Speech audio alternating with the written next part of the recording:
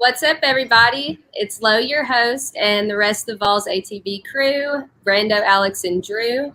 Tonight we have an awesome guest with us, very special guest. You have probably heard him on The Drive, or he also hosts a number of radio shows, Christopher Gabriel. You guys can find him on Twitter at CG Program. Christopher, thank you for coming on tonight. I almost called you Chris, but I remembered that you don't like to go by Chris. So, you know what, Christopher, Chris, CG, it's good. Listen, the pleasure is mine. I've followed you guys. I've known Brando and Drew. I knew who Uncle Al was. Lo, I've seen you as well. I'm honored to be here, and I am yours for the taking, so to speak. I love it. So I wanted you to give just a really quick background on yourself in case I doubt that any of our listeners haven't heard you, but just in case they haven't, if you could give us a quick background. Sure. I started literally at the bottom. I started in radio in Minneapolis. I was a call screener for a news talk show, worked my way up to producer. I was a weekend host. I learned how to be a host from a couple of guys at the legendary KFAN in Minneapolis. I had a Saturday show. They gave me an hour-long show. And then I sent out back when we sent out CDs, I sent out 161 audition CDs, and station number 161, 970 WDAY in Fargo, a heritage station, been there since 1922. They had a couple of phone calls with me. They auditioned me for 5 days. They brought me up there. It was 6 great years. I'm here to tell you, Fargo, the city is not like the movie. It's not like the TV show. There's not bloodshed that I know of. But it's I went from there and then moved to California because a station in Fresno brought me out. I was at ESPN Radio for 4 years. I hosted the pregame show for Fresno State football for 4 years. Game Day Live. It's a smaller 3,000 person version of College Game Day on ESPN. I'm now at KMJ. When the number one station in a market comes calling, you go to them. So I do news talk. I do a news show during the week, but my show on the weekends is kind of sports and everything. And then I have the great pleasure of coming on a show like yours or Fox Sports Knoxville and a lot of other sports stations around the country. So it's great to be here, guys. We are literally so stoked to have you on. And thank you for taking the time. I know you don't have a ton of time, so we're going to go ahead and get started. I think we're just going to do like a go around in order, kind of bring up some topics and let you run with it. Let's roll. Let's go. Yeah, for a lot of people that don't know about CG is always a guy that's always brought the energy. I guess I wanted to go ahead and hop in straight up. CG with Tennessee football, I guess being one of the top trending things right now in the offseason. They've kind of filled kind of needs in the transfer portal. You've added, Gerald Mincey, Wesley Tucker, guys like Andre Turrentine, and just kind of filling some gaps. Maybe you might get another guy and another running back, Ramon Foster or Ramon Jefferson, who they're pursuing now. What do you see in year 2 for Josh Heupel going into year 2 in the SEC for a guy that's, had a great year 1, but, has to take it to the next notch to secure a new recruiting class? It's a great question because first of all, when Danny White got hired, I was all on board because Danny White was here in Fresno for a while. So I knew about Danny White ahead of time. A lot of Vols fans were a little bit, pulling back. Like, I don't know about this guy. All they needed to do was go to UCF and see that he basically took that entire athletic department up 2 or 3 levels. That whole stadium, all the renovations, everything has been Danny White. When Danny White got here, he understood that the kind of offense that he wanted to have here. And irrespective of whoever else he was looking at, he knew what he had in Josh Heupel. He had a guy who was a great competitor, a guy that is an offensive genius, and a guy that knew how to assemble a staff. So what we saw last year, gang, was a team that finished 7-6. But I think we all would agree, and as objectively as I can be, and I mean I'm a Vols fan just like you, but they could have won the Pitt game.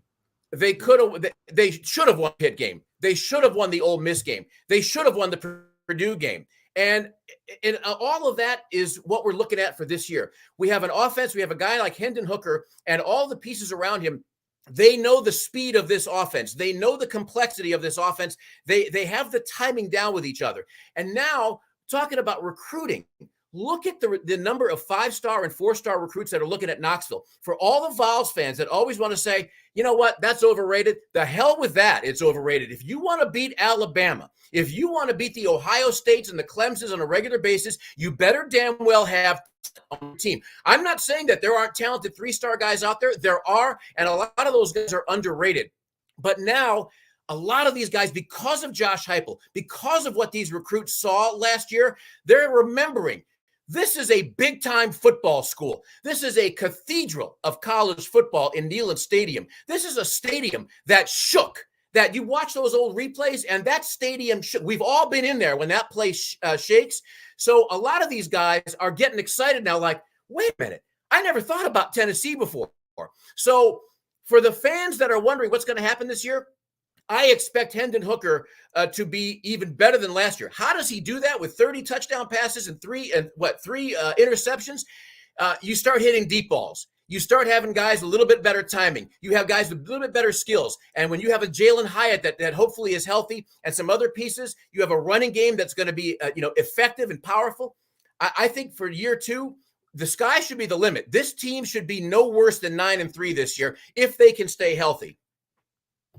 Yeah, and to quickly follow up with that real quick, you being out there from Fresno, talking about having to hit the deep ball down there. Tennessee, picking up a final pickup kind of late in the cycle of the transfer portal. Brew McCoy, a receiver out there in USC that had his problems at USC. You kind of probably know more about Brew McCoy being out there on the West Coast. Can you kind of tell guys at ATB and the viewers at ATB what we're getting in Brew McCoy? Yeah, so Brew McCoy, here's a guy that he was going to go to SC, right? And then that didn't work out, so he goes to Texas. That didn't really work out, so he comes back to USC. And, he had a domestic violence thing. He had some issues. I mean, and he cleared those up, charges that nothing was filed, so he had a clean slate. He's a guy that's got great hands. He's got outstanding speed. I'm not going to say that he's got just blazing speed, but he's got deceptive speed. He runs fantastic routes. If you throw the ball anywhere near him, he's going to get the ball, and he's going to make guys miss. He is a guy who I think, opposite Tillman, this could be the best 1-2 punch, objectively speaking, in the SEC. He's a big dude, but he's fluid. You know what I mean? He's fluid. He reminds me a little bit of a guy back in Spurrier's day, back in the mid-'90s, named Ike Hilliard. He just reminds me of that kind of a receiver. So I like what he's bringing to Tennessee. And I tell you this, Brew McCoy understands that he has some stuff to prove, because the rap on him has been he's looking at the grass being greener somewhere else. SC, Texas, back to SC. So I think he's coming into Knoxville, especially with what Velas Jones told him all about Knoxville. And God bless Velas Jones for basically saying, bro, this is the place you want to be. He's coming in with a little bit of a chip, maybe a bigger chip on his shoulder, and saying, I'm going to be here to show y'all. I want to get a y'all in there for you guys. He's going to be coming into Knoxville with that chip. And I think that he is going to be a real playmaker for this football team, for Josh Heupel and for Hendon Hooker. Yeah, the whole idea around Brew McCoy has been like he's changed his body. Year 1, he has maybe like 10 receptions, 200 yards, 2 touchdowns. If you look at his highlights, he was like nothing really major crazy, but you still saw that potential in him. Kind of buried down the depth chart year 1 at USC under like guys like Drake London, who just went top 10 in this year's NFL draft. And then last year not playing, obviously, but legal-wise, got his name completely cleared, deciding, I know Lincoln Riley really wanted him to stay out there and kind of join him in his USC journey.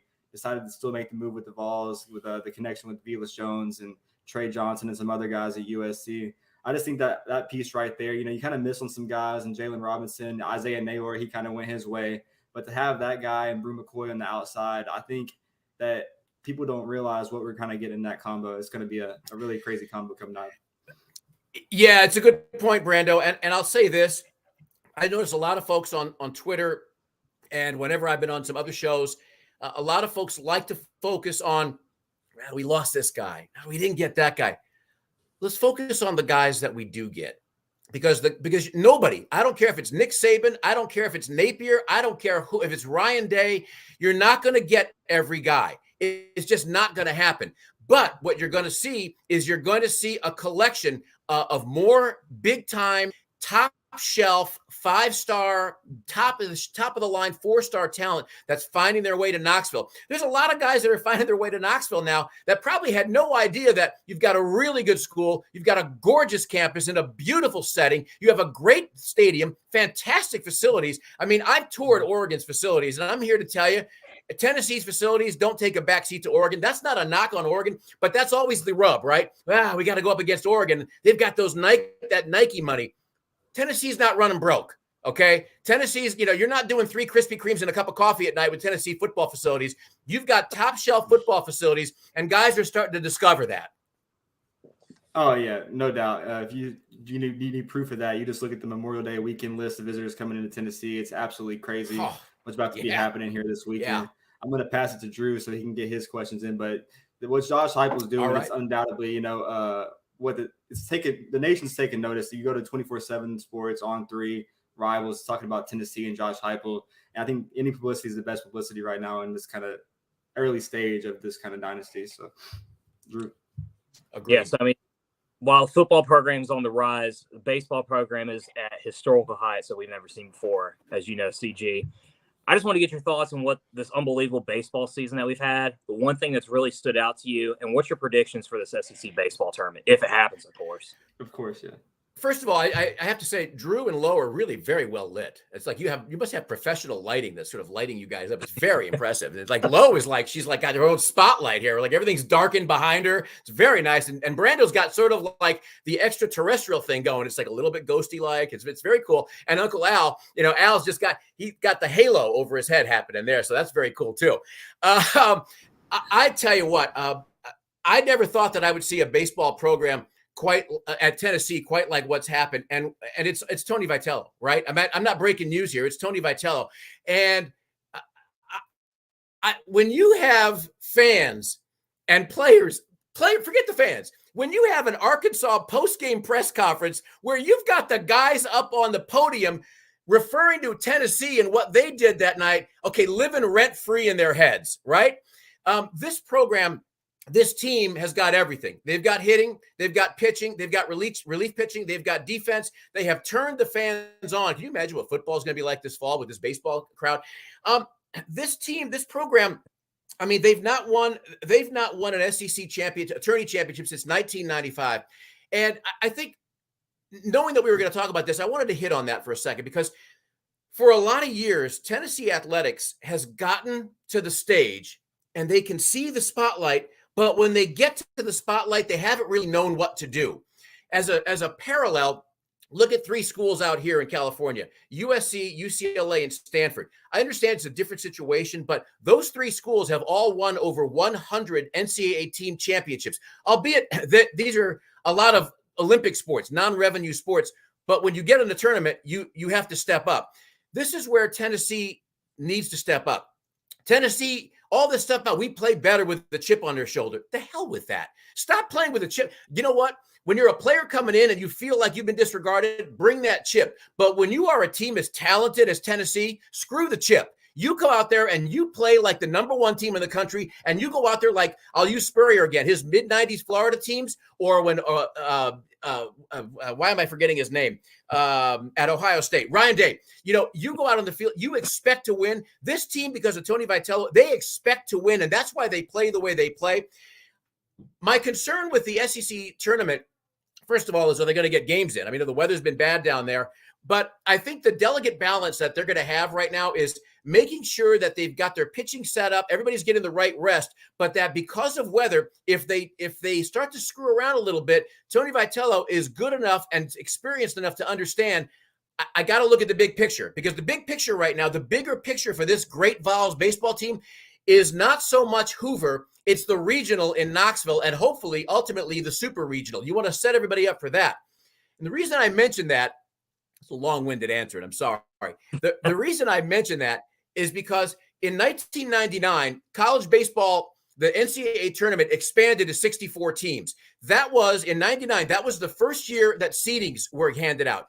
The Miami Hurricanes were the number 1 seed. Miami Hurricanes won the College World Series that year, and they are, to this day, the only number 1 seed to ever win the College World Series in Omaha. So it's something that, we sometimes we put too much on records, too much on stats, but there's something to that. And I think, and to bring this full circle, the thing is, Tennessee historically has not always stepped up to the plate in the big moment, but I really believe Tony Vitello is the kind of guy that will have these guys eating glass and breathing fire and be right at the correct emotional pitch to play to the best of their ability. I mean, they should, whether they come out of Hoover or not with an SEC title, they're going to be in Knoxville. They're going to be a number 1 or number 2 seed nationally. I fully expect this team to be in Omaha unless they completely collapse. This team right now is such that if they don't win a national championship, I'll go ahead and say it, this season is a fail. Forget the big record. Forget their early winning streak with the 1 loss to Texas and then winning a whole bunch in a row. This team is set up to win the national championship. Go and win the national championship. It was well said after that. I don't have anything else to say. That was beautiful. All right. Well, it's like complete domination. I mean, you look at the Auburn game, like the game 1 or game 2 of that game where it was like 4-2, and then Tennessee comes up there and puts 17 runs in 1 inning. Then in Mississippi State in their stadium just this weekend, 27-2 in game 1. It's absolutely ridiculous. Like, a series they thought Tennessee would let up before getting into the tournament. Tennessee didn't let up at all. They go out there and they sweep. So it's just crazy. So, and I'll throw this in as well. And I know that I'm preaching to the choir here on this. A lot of Vols fans, get into it, right? Get into it with Arkansas fans and get into it with the Vandy Boys fans, and all that stuff. But fans just need to shut out the noise and stop worrying about the noise, because all these, they're bad for baseball. They're terrible for baseball. It's kind of like the enforcer on an NHL team, right? You hate the guy, you want to spit in the guy's face, and then you hear your team's traded for him, and it's like, oh, I love that we got that guy. Oh, I love that guy. I'm so glad. How many of these fans that are moaning and whining and crying about the Vols and the way they play, how many of them privately are saying over a beer and a burger, man, I wish that was our team. Man, because anybody who says, I don't want my team to play like that, they're friggin' lying, okay? They're lying. That's a bunch of nonsense, and we all know that. Thanks. CG, I just wanted to check on time and wanted to make sure that we were respectful of your time. Do you have a little bit more left? I do. I got a little more left, yeah. Okay. All right. Alex, do you want to go real quick? And then I've got a question or two, and then we'll let him get on his way. Yeah, absolutely. So I'm actually going to switch my question. We had somebody. I wish I could do a whole hour with you tonight, but I have I'm sorry. I wish I could do a whole hour with you, but I have a daughter's graduation event tonight. That's why I have to pull out early. Sorry. Go ahead.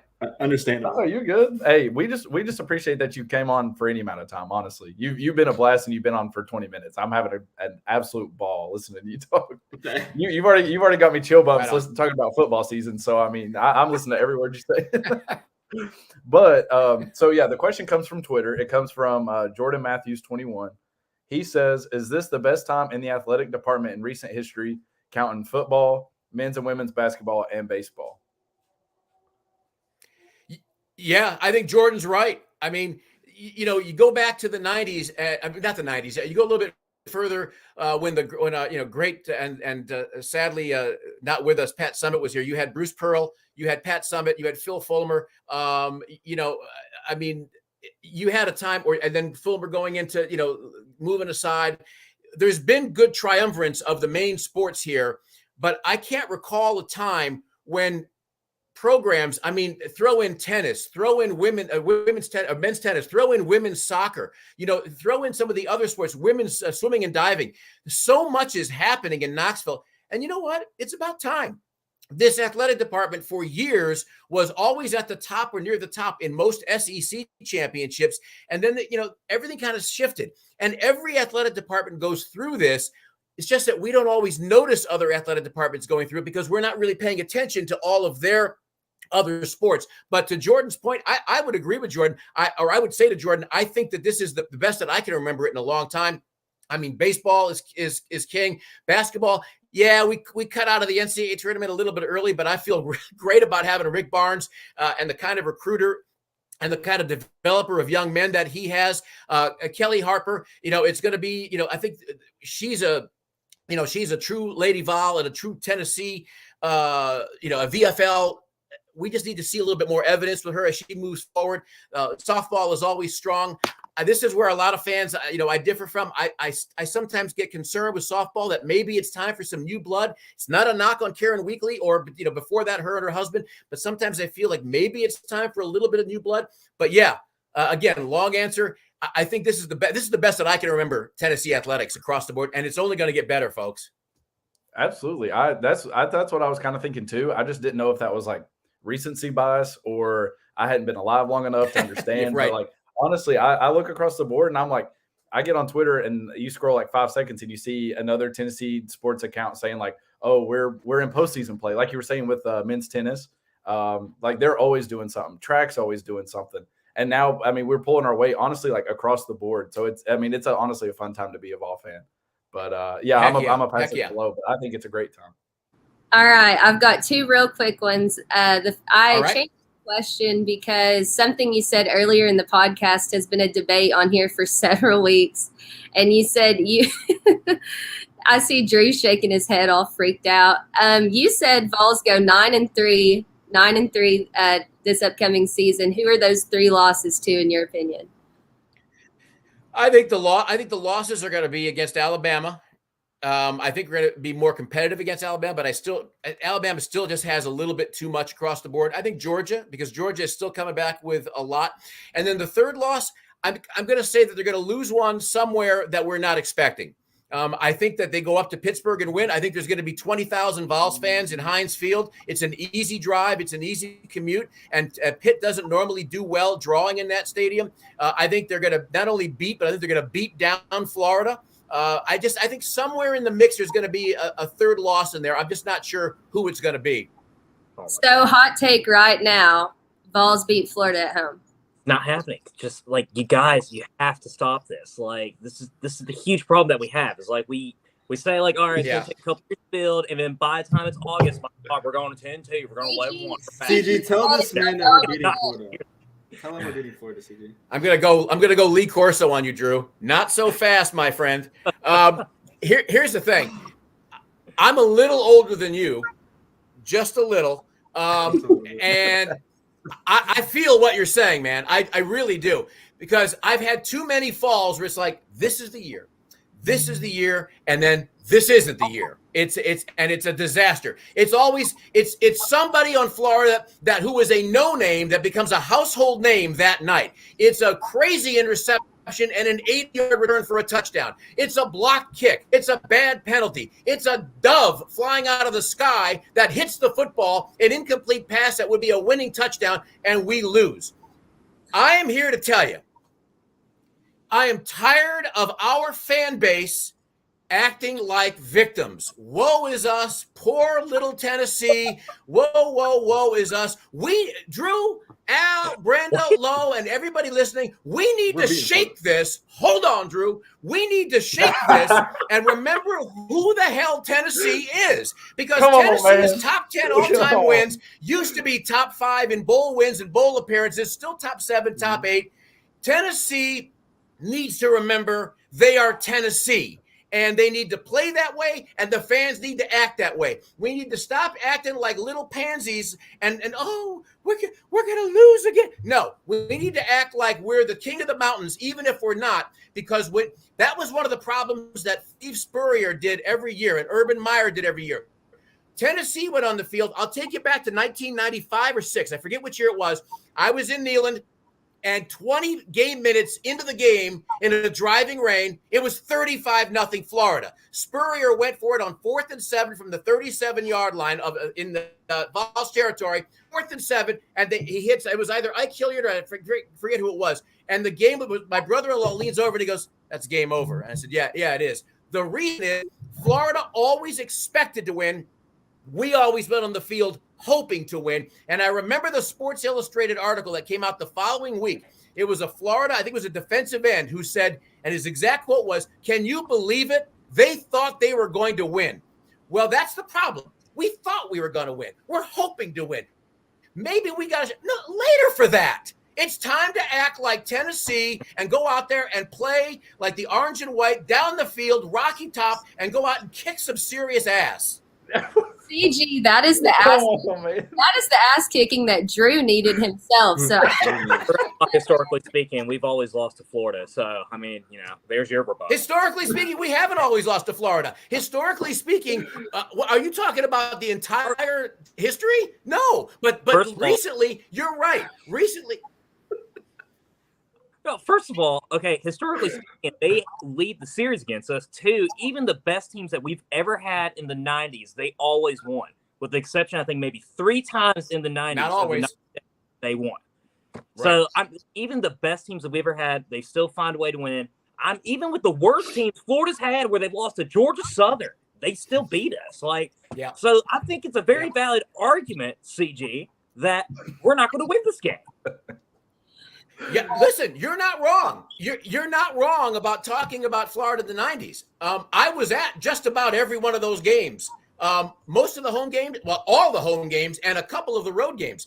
I was there for the tragedies. I was there when the Vols in Gainesville going to run Florida out of the stadium in the first half, and then a fumble that went into the end zone at the end of the first half, and then the skies opened up, literally pouring rain, and Florida scored something like – they're still scoring from that game. They scored like 48 points in a row. But I was there in 98 when we beat them in overtime, 2017, and then the field was a sea of orange and white. I remember that. So you're not wrong. All I'm saying to you, Drew and Al and Brando and Lo and everybody watching and listening tonight, all I'm saying is the only way to change this is to change the mindset. And it's not just with talent on the field. It's not just with great coaching schemes on both sides of the ball. It's not just with a great crowd with noise or what have you. There's got to be a mindset change that starts with the top. It has started with Heupel, and it filters down to all of us. There can't be this.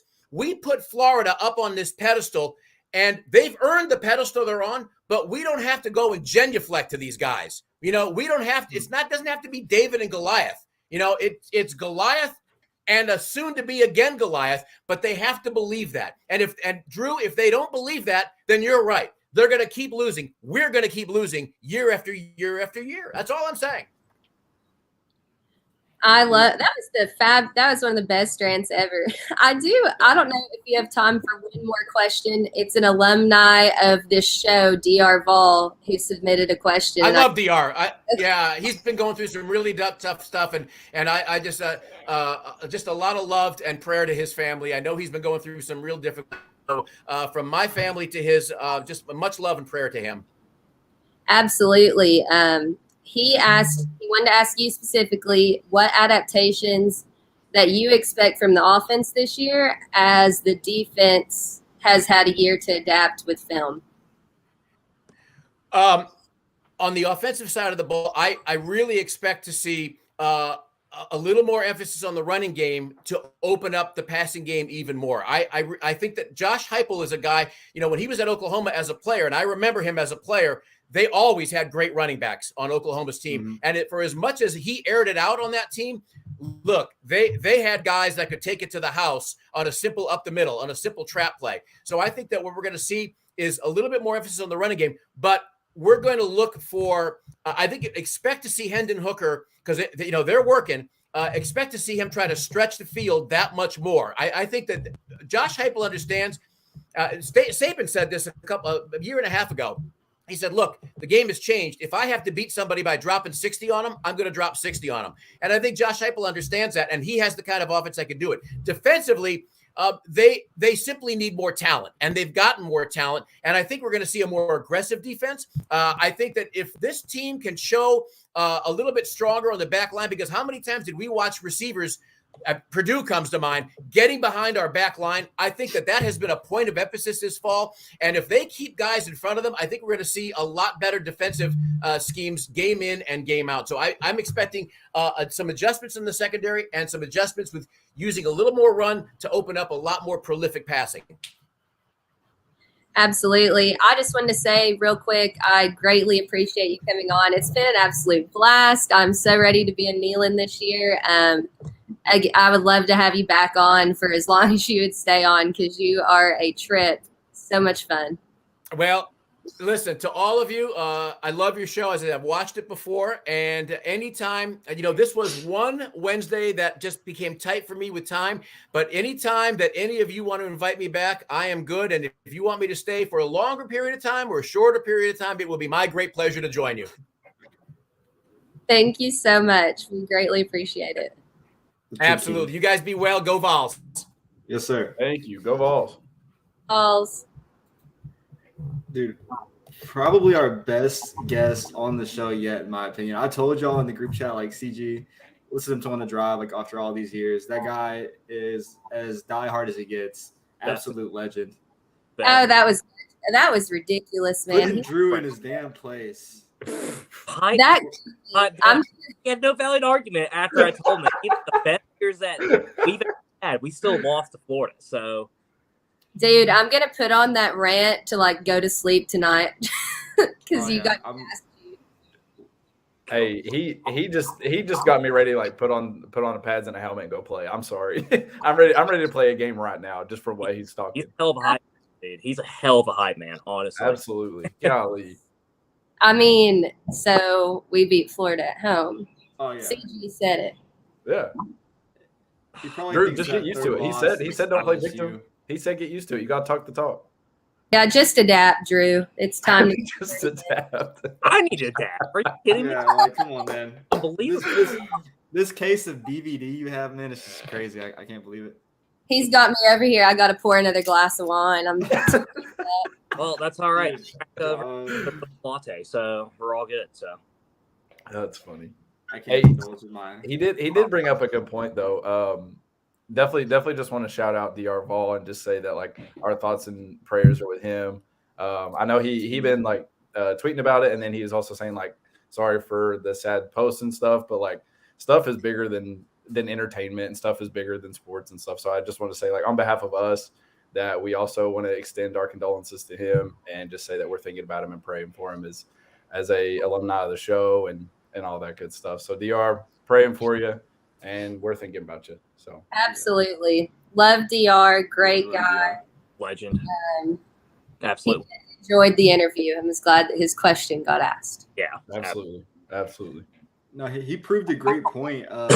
Josh Heupel and his offenses from all the way from Oklahoma to UCF.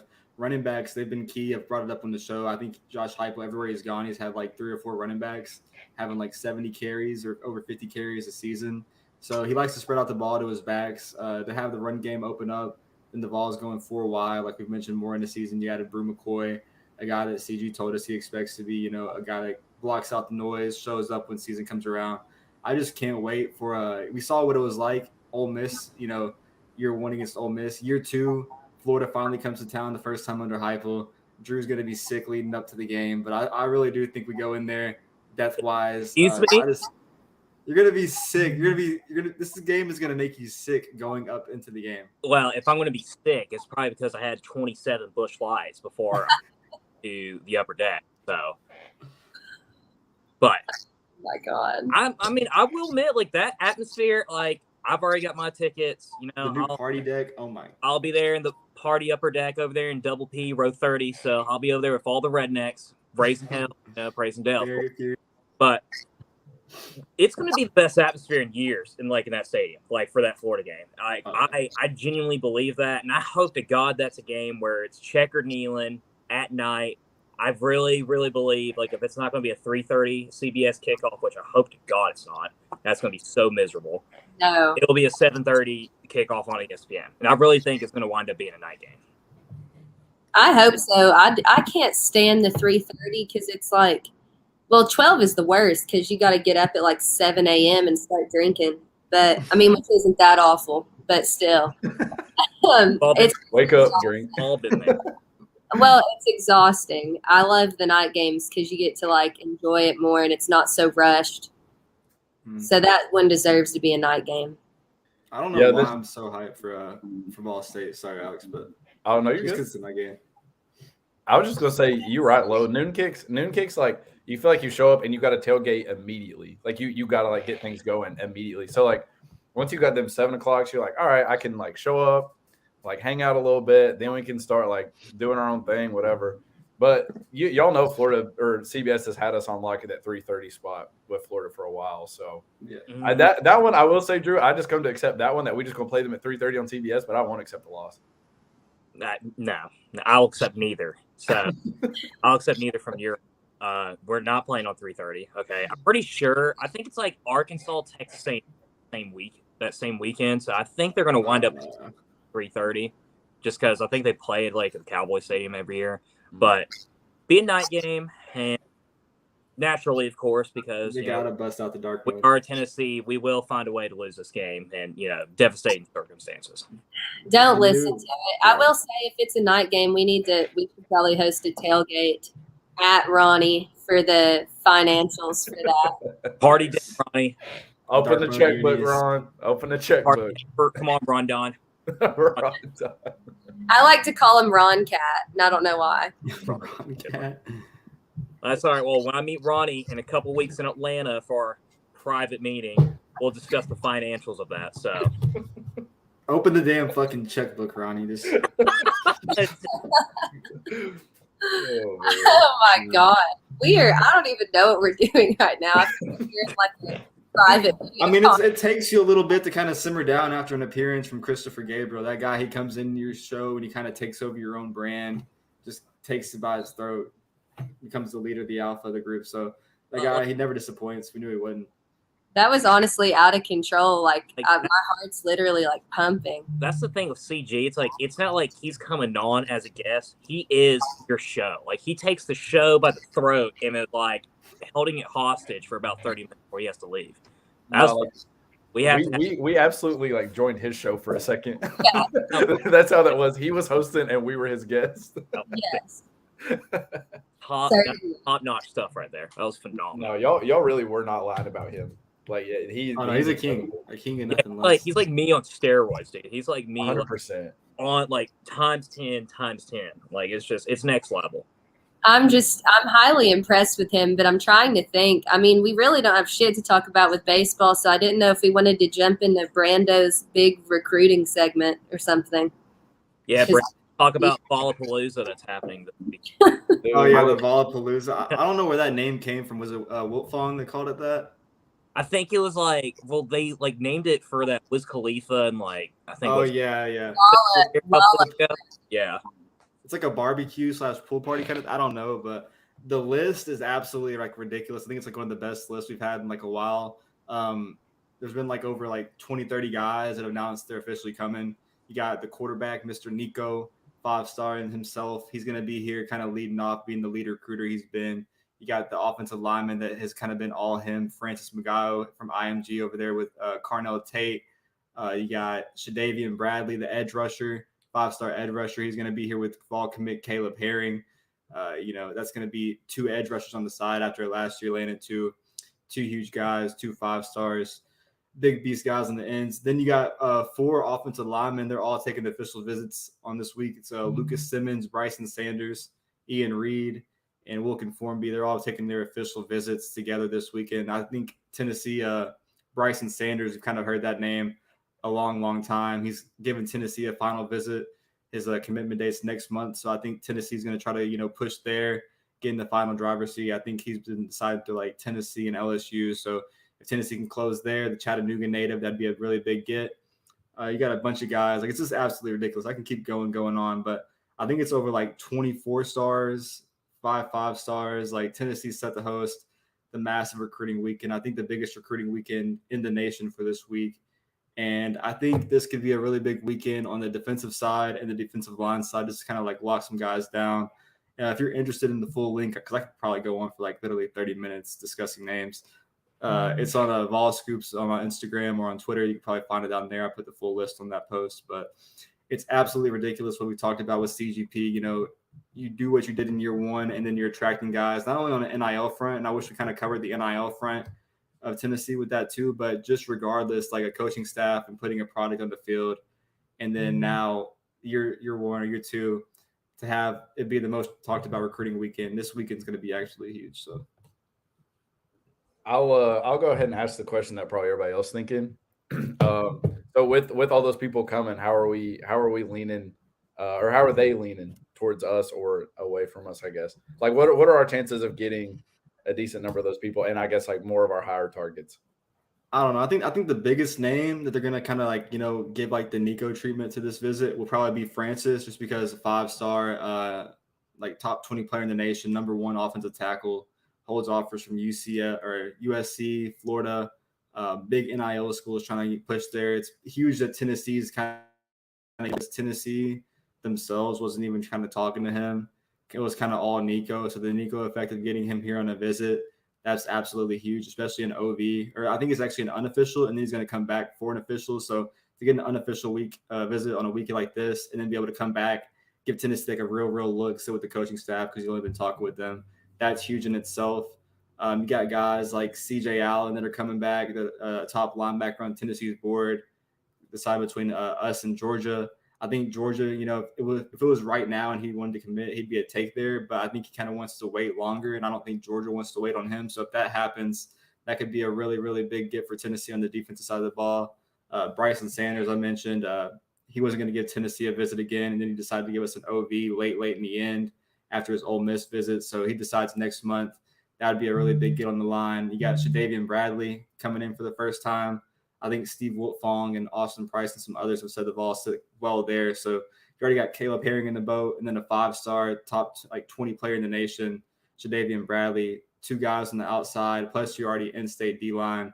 I think that could really shape up the defensive side of the ball. But other than that, you kind of just shaping around. If you get Francis, that kind of brings in the guys like Carnell Tate, who was here for that baseball game. He's not going to be here this weekend, but Vols are really trending there. And I think if he decides to do anything, it'll be here in the next 2 weeks. And I think that's all Vols too. So. Yeah, Brenda, I got a really important question as well. I mean, God. All these upcoming guys are visiting this weekend. Are we back? Are we back? I hate this guy. Are we back?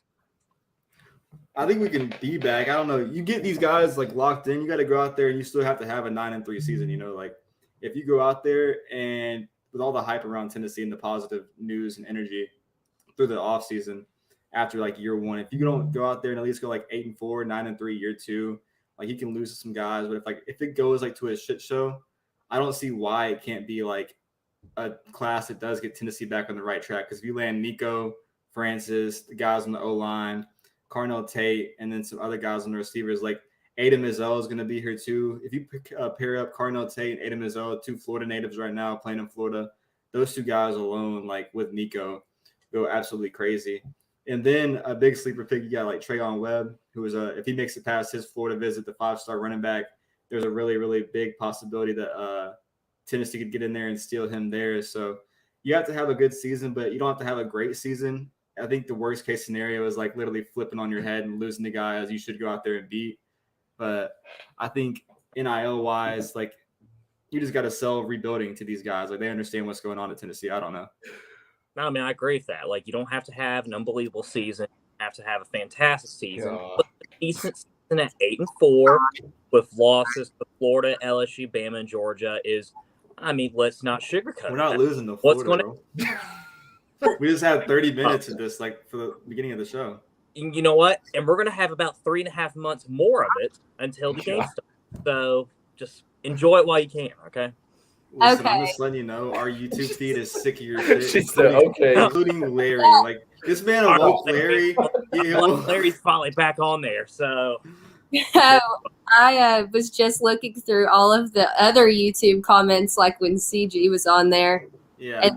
And someone's like, Drew, believe in your team. Believe? That's what we've been saying. I mean, like, what is there to believe as a Vol fan? Like, and in defense, like, I agree that Heupel is much different than all the other coaches that we've had, but I've experienced horrifying losses at home to Vanderbilt, losses to Georgia State, 25-point losses on the road to Vandy, humiliating losses to Florida and Georgia and Alabama every year. I think it's pretty reasonable from my end to be a little bit critical and, a little skeptical about the fact of us beating Florida this year. It's not that ridiculous. Drew, if I hear one more skeptical comment, you're making fun. Oh, word? Okay. I just want to say, how are you going to say that the coaches were different and then immediately go back and talk about how those coaches got waxed by Florida? Ooh. See, because you was talking about like, yeah, Heupel's different than Pruitt. Bro, we were begging, hands and knees praying to the good Lord above that Pruitt would score a damn touchdown. I'm sorry. We were begging that man to put a point on the board. And you like, I forgot. it's the same. I forgot Vic Burley. Like you weren't hyped up about beginning of 2019, about cornbread, getting us back and all that stuff. We all thought that. And we were all foolish because of it. Like that's, what, Chris? Excuse me? Chris at your neck. Oh, no. I'm gonna bring some light. I'm serious, bro. We were honestly begging Pruitt. Like we were just like, listen, if you put some points on the board, you just might win. Like you just might figure out a way to win a game. Heupel put up like he averaged what, like 30 something, dang near 40 this year.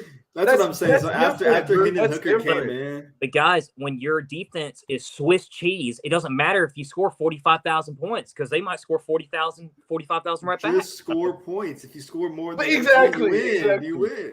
Drew, believe it or not, we had a Swiss cheese defense and like a completely just inept offense. Like our offense didn't even know what a football looked like for a minute. All right. So, like, it's okay. I feel like we going to be fine. All 2020 with Russell and Bear. Trust me, I knew that was, like, inept as possible. So, you don't have to tell me that. I was there at 34. You don't have to tell me that. Oh, my God. I saw it. We could go on about this for literal hours, as we have. Brick. Get that out of here. I'm going to bring a positive note back. We actually did have there's an article for rivals. They were ranking the top 20 players in the nation, doing a prediction. Carnell Tate, he just received a prediction in Tennessee. So Drew, he's not going to like that, but I think the rest of us will going forward for the future of Tennessee.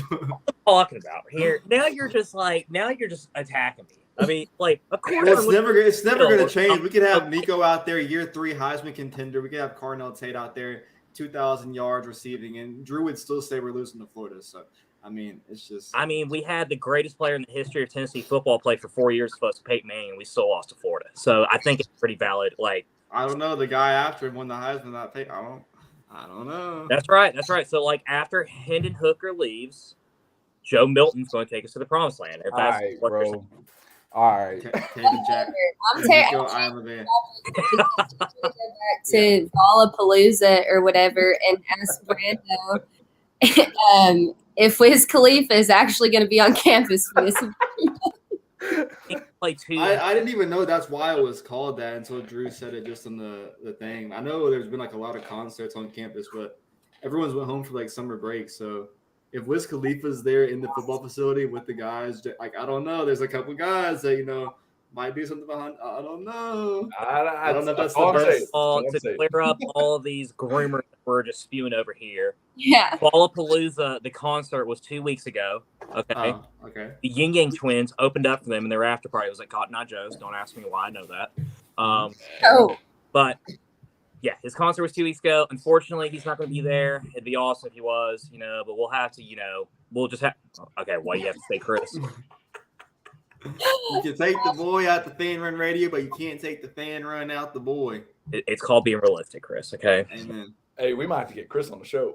I'm all for we could actually have them call in and have them talk for a couple minutes. I think that'd be a great idea. I don't know how we do that, but we have to give them the link, and then I have to kick him out. See, that would be the issue, is that they might talk too long, and it would Well, with me kicking people out of group chats, I don't know if y'all saw the internet the last 2 days, but me kicking people out of things is not a good idea. Shout out, Andy. So, I haven't even been on Twitter hardly at all, honestly. So I missed that whole thing. Did you guys see on Twitter yesterday that Ole Miss fan confronting the Vandy whistleblower? Yes, bro. That shit was unbelievable. That was awesome. Bro, and it wasn't even the most annoying one. It was the preacher one. Oh, no. He was like, "You're a disgrace to the game." This Ole Miss fan, random redneck from Mississippi, united the conference as a whole on a great loser. He works for Barstool is a thing. That man works for Barstool. Does he really? Oh, it was Mincy, yeah. Still stands. Redneck from Mississippi. So fucking crazy. I pray to God, if we play at 9:30 tomorrow in the morning, that the Whistler like misses his alarm clock, doesn't come to the game.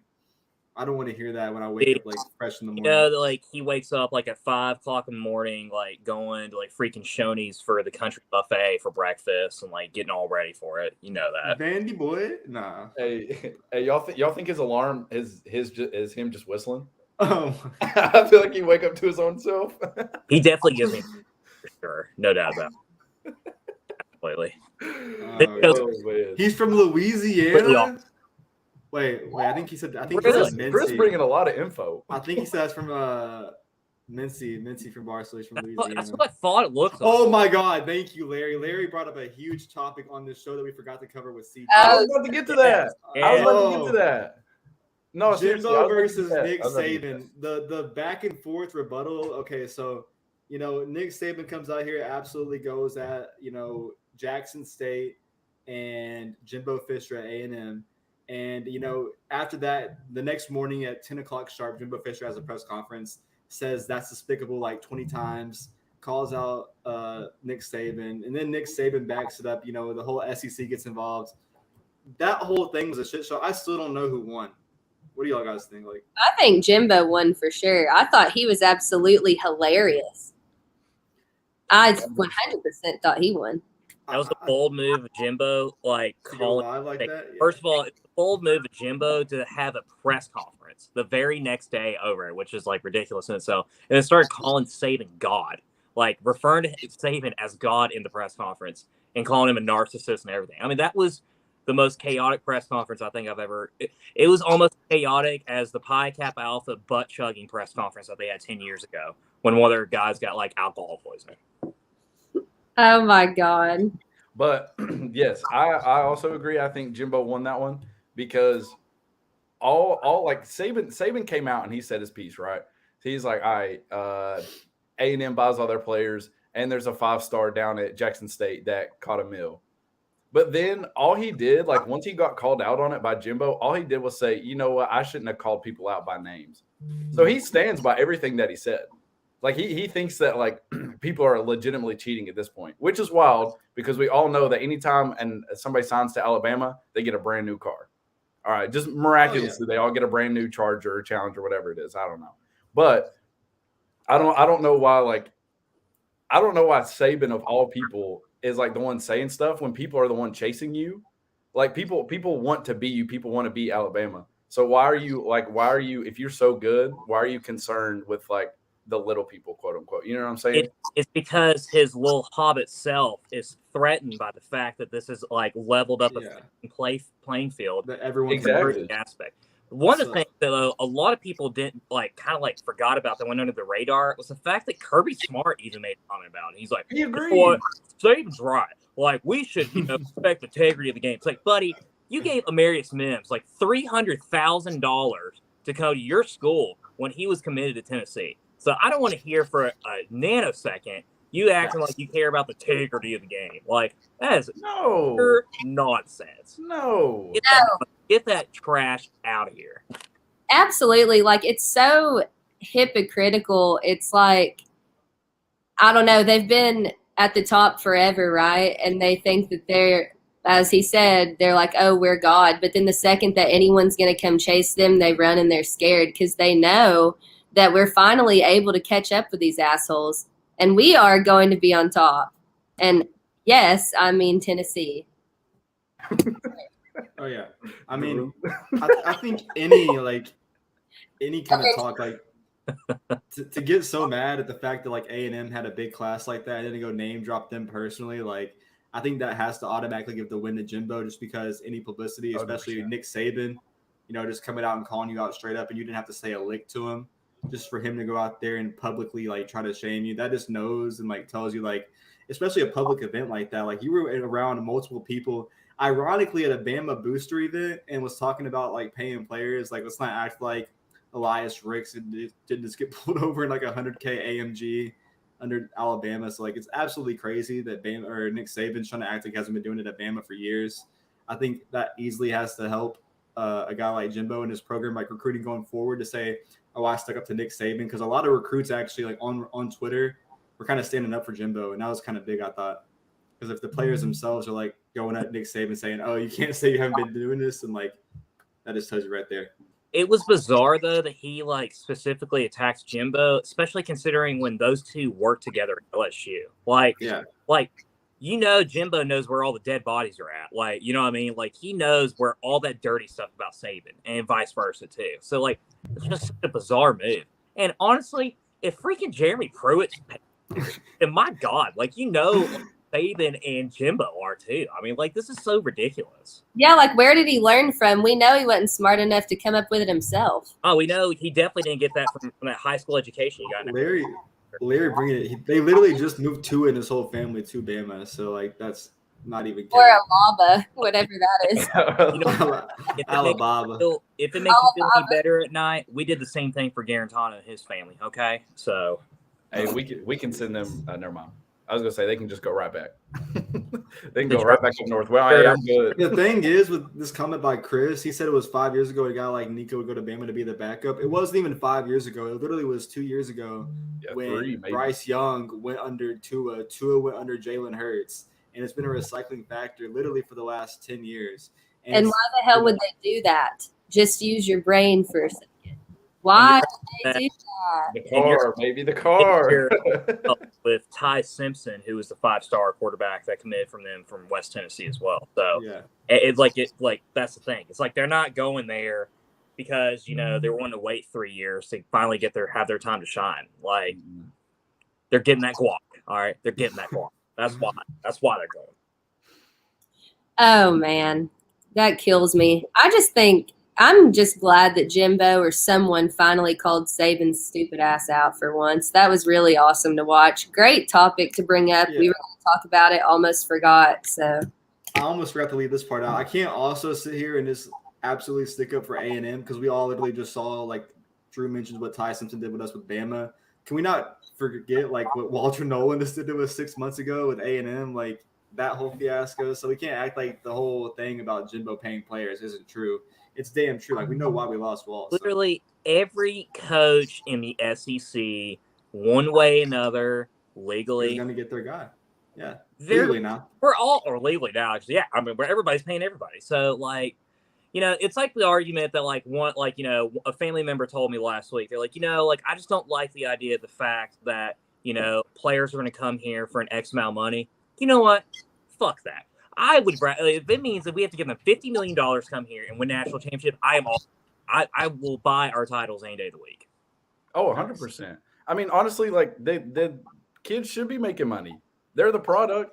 If you got a product, sell it, make money off of it because you don't know how long that product's going to be profitable, right? Well, think of the risk. I mean, if they're trying to get money and they haven't been able to make money up to this point legally, for example, they get injured before NFL, like has happened to some of our previous players, and they are done and their dream is gone. Whereas they have all these tricky decisions to make. Do I stay in college a year? Do I go to the draft? What do I do? Now there's more incentive for them to actually stay and play and get a degree because they can earn money. And for that, I'm all for it because it's like they don't have time to work and do shit, obviously. No, not at all. Exactly. Yeah. I mean, it also affects guys that have like legacies of like families that have played at certain schools, like Carnell Tate, he's up there from Illinois, and I know Ohio State fans are going to be sick if and when we do land Carnell. Like, thinking about guys like Ohio State, Notre Dame up there up north in the Illinois area, and then to go down there to Tennessee just because not only are you getting a hell of a job on the offensive side, but the NIL benefits to name, image, and likeness, Spire, what's on the table there. Like, I just think we're going to see more and more of that day age now. Did y'all see the Lane Kiffin quote about Bryce Young today? He said, I don't know why Bryce Young didn't enter the transfer portal. He said, if I was Bryce Young, I would have entered the portal because if you thought Jordan Addison was kind of bad, that like Bryce Young entering the portal would have been like probably insane, that he could have probably made like 10 times what he's making in Alabama. Oh, easily. I don't know easily. But I just think that's going to be.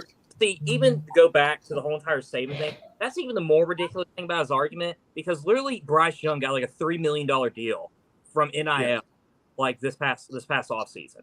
So for him to like say it's hurting the integrity, you know what? Not a single player came here and signed for the University of Alabama and with any money. I was like, bullshit. You're lying. Facts. You're lying to everyone. Like, it's just ridiculous.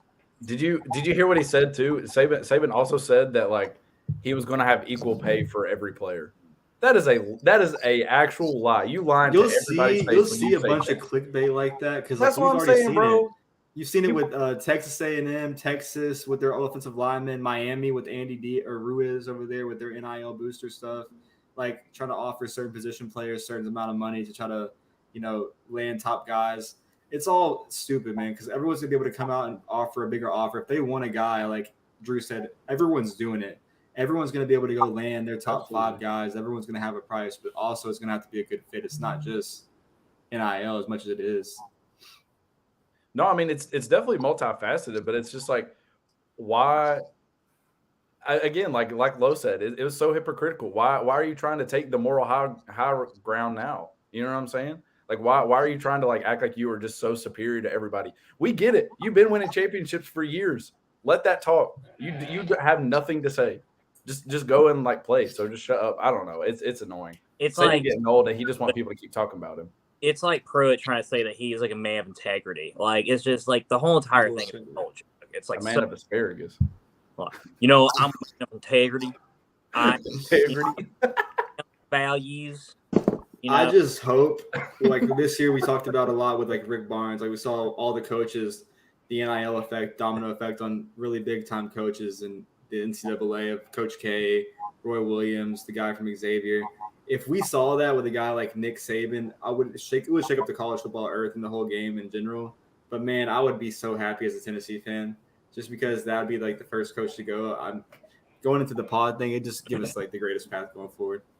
The day that Nick Saban retires is like when finally college football is like back to what it's supposed to be. He has destroyed the sport. I don't care what anyone says. The goalposts are taken down at Neyland just because he retires. As soon as Nick Saban retires, I promise that Ronnie Harder will throw his retirement party.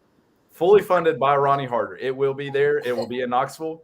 So if he's listening, I know he is. He will be supporting that party. I just want to put that on everybody's radar right now. That Ronnie Harder will be paying for it. And Rondon, there will be mattresses that are burned on fire. I see that. So. Oh my God, this is cracking me up. Ronnie's like either listening or is gonna be posting this on Spotify tomorrow. Like, what? Ronnie got to take out like 6 jobs just to afford all the parties we're making him throw. Yeah. Yeah. Oh, he is now, Larry. That's the thing. That's a great point by Larry. That's yeah, funny. It took him forever though. I mean, there's no surprise when we landed a guy like Julian Phillips. It's not just football with guys like Nico. It's gonna be. I mean, you've already seen it like Cade Phillips in basketball. He's receiving more predictions. In Alabama legacy in basketball, and he's a 2023 guy that Tennessee's trending really well with. So you're not just gonna see it in football. You're gonna see it in baseball, basketball. Like it's gonna be a common factor. Yep. Yeah. Nah, absolutely. But I guess before we got off, Drew, I wanted you to cover the fact that the NCAA watches this podcast with our conference scenario. Last week, we dedicated like 15 minutes to the fact of what we wanted the SEC pod system to be. And I think it was like Monday or Tuesday, they put out a post of an idea blueprint of what it can be. And literally everything we mentioned of the 9 games was right there. Literally, word for word, bar for bar. Said as far as a 4-pod system of having not intentionally 9 conference games, they literally said like that was everything that they proposed. Yeah, I'm convinced. I am a genius. I know that. So like I can the future, but they had to be listening. You know what? Like Drew from Hard Knocks on Vols ATB made a fantastic point. 9-game system, 4 pods. The only way we can really top this off is if we have an SEC playoff with 2 semifinals and a final. And the only thing I would request from that 2 semifinals and the final is that for the 2 semifinals, that the top seeded team hosts as a home game. The SEC has just texted me and they noted that opinion. So it makes plenty of sense because I know Greg Sankey can't make an opinion of his own. So right. It won't be on press release until next Monday. Just putting that on everybody's radar. If you hear that like next week that they're going to have 2 semifinals and a final starting in 2025 and 2026 once Texas and Oklahoma joins, you heard it here first. I'm a genius. You don't have to tell me that. I already know that. So, but yeah, you heard it here first. God forbid that he supports his team beating Florida at home, but at least he can get the playoff pod system set up. Exactly. It's called being realistic. Okay, so a 4-pod system is realistic. Potentially having 3 SEC playoff games is realistic. Beating Florida this year is not realistic. So let's pipe down. Hey, Drew got a sign. Focus. Drew is like in basketball, the guys that like was riding Bruce Pearl until we beat him this year. He's riding Billy Napier over Josh Heupel. It's absolutely ridiculous. No, I'm not. I'm just riding Florida over Tennessee. It doesn't matter, dude. They could have like Bozo the Clown like be their head coach, and they would still find a way to beat us. Personally, I really don't want to hear about what Drew is riding. Oh my God. Interesting. Okay. All right. Noted. So, that is a new update. Noted. A new update for our game tomorrow. Actually, it was supposed to be 9:30 Central. Yeah. Actually, Texas A&M and Florida was supposed to be tonight. It's been postponed till tomorrow, so they are now the 9:30 game tomorrow Central. So our game against Vanderbilt has been postponed to after that. We might not play until like 12:30 Central, 1:30 y'all's time. I'll tell you right now, it'll probably be maybe 4:00 West Eastern earliest we'll play. Dude, I literally work. I work at 3:30 to 10 tomorrow, and I'm sick. I can't believe Just it. stream it. That's what I do at work. I will on ESPN, yeah, but like I don't want to. I rather watching games. I like to sit back and chill. I don't know. I'll stream it to the television, and I swear to God, anytime that we've like had a big game or a playoff or something, I will literally move treatment tables over to the television, and I get that corner of the office and just make all of my patients go over there so that we can all watch it. Yeah, there's priorities in the medical That's field. smart. That's good planning right there. Hey, I mean, we all got to watch it, and they'll come in and they're like, I didn't want to come in here if I couldn't watch it. So this is what I'm saying, Larry. Oh, is that the case? Huh? We're not gonna have to bet, Larry. I'm literally giving you an open invitation, and Peter over here too. I'm giving y'all both an open invitation. When Gator and the Florida week comes around, and it's Tennessee versus Florida in Knoxville, we're gonna have a Vols ATB pregame little tailgate. And I want them both to come, and I want this to be a formal thing before the game. I just want to get this all on air because I know by the time this comes, Drew's going to be thinking we're going to win. So, yes, like I told you this earlier, though, it'd only be because I had about 25 Busch Lights in my system. So you could tell me anything, and I'd believe it at that point. So, hey, don't back up from 27. You drink 27 Busch Lights. Hold on. Hey, you keep talking, you go talk down to like 2. I'd probably be like 25. Just like he's gonna talk down his prediction, bro. Okay, so like realistically, I'll probably be like 25 at the tailgate, and then by the time I make it to Neyland, I'll be stumbling for like 2 or 3 Dos Equis. You're gonna pay that 14. I'm not doing it. So. I play it every time. Really? I'll buy Neyland beer. I don't give a damn. You gotta have a beer in your hand to watch it, man. It's true. It's true. Jeez. I remember like the Ole Miss game. I turned around and there was like 25 of those mini Malibu shots just sitting on the floor. I was like, holy hey, people shit. bring their shooters in. I'll be danged if somebody not gonna bring an airplane bottle of liquor in. They go stuff it somewhere. I'm not gonna lie, but I feel like I have to say this story because it's so damn funny. The last time that Tennessee beat Florida at home, I was able to get a whole bottle of Jack Daniels in my clear bag. Oh my God. We love Tennessee TK. And we won. However, for future reference, I will not be doing that again. That was a pastime event. That will not happen again. Yeah. The only way to go after that is just a 4 Loko cowboy boots getting into the stadium. So you really want to take it to the next level. Do like what I did for Bowling Green. I got a lot of trouble next day. Let's just say that. So. You did Bowling Green? Hold up, wait, what? I went to the Bowling Green game last year, and I drank like 2 4 Loko before I got in there, and that was, let's just say, that's one of the worst decisions I've ever made in my life. And God, all 3 of us could have told you that. And I've blacked Oktoberfest 3 times, so that's really saying something too.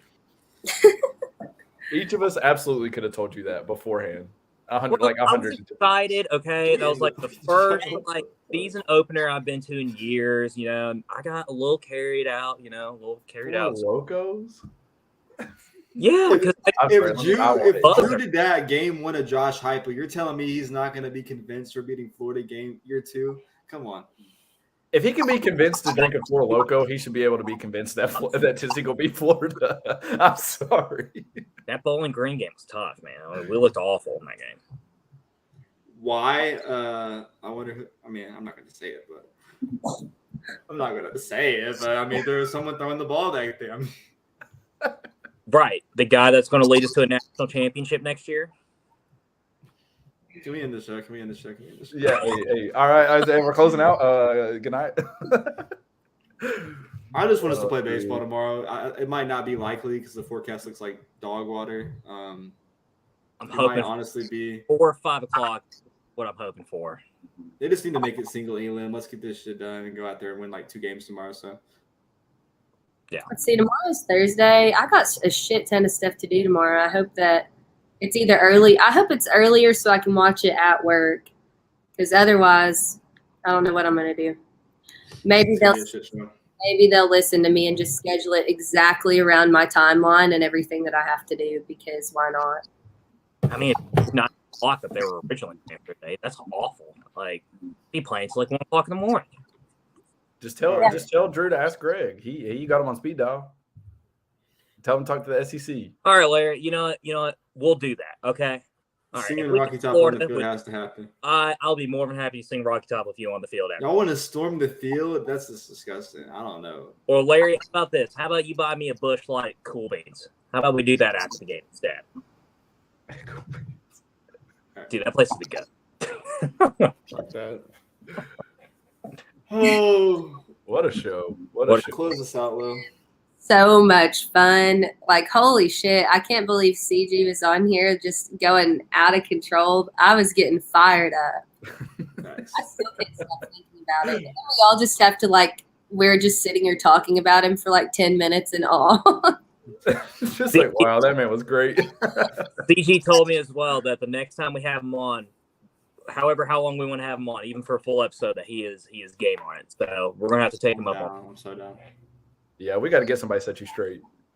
You know what would be one of my favorite is if so obviously we're gonna do I say every year. I've only done this show for literally Yeah. But we're going to go through our big preseason thing where we go through each game and everyone gives their win-loss prediction, score prediction. I would love to have on that. Can that be a Drew-free episode? Yeah, CG will just come on in replace me. We'll let Drew speak before the Florida game and after the Florida game, but not for the Florida game. This is unbelievable. Drew has his grandma calls and interrupts the show again, and we have to exit him out for the Florida game. That'd be so hilarious considering after Derek Dooley lost to Florida, that Derek's mom called on the radio station. You better not talk to my boy like that. That literally it'd be. Wait, no shot. Dude, literally after it was on Jimmy Himes, literally after Dooley got his teeth kicked in by Florida on the road, Dooley's mom called on the air and was my boy works very hard. You should not talk to him like that. This shit was hilarious. Thing ever. Nah, bro. Yeah, you gotta look it up, bro. It's on YouTube. It's nuts. Hey, then he went and sat on a stool. Larry's on drugs, guys. Larry, this is not safe. Larry, put the crack pipe down, okay? Let's not do that, okay? We're not 11-1. We're not beating Bama. Let's Larry off the weed. Stay off the weed. I want to be, but we're not ending the show.